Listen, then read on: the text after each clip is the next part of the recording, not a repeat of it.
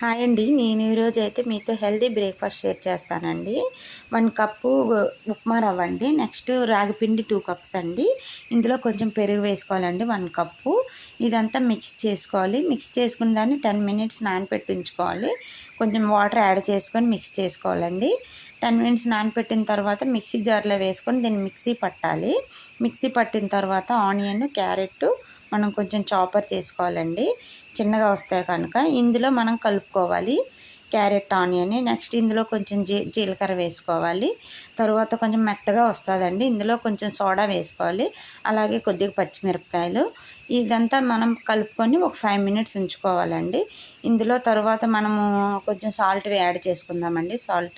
Next మనం ఒక pan పెట్టుకొని కొంచెం ఆయిల్ వేసుకొని ఇలా దోశలా వేసుకుంటే టమాటా చట్నీతోటి చాలా బాగుంటుందండి.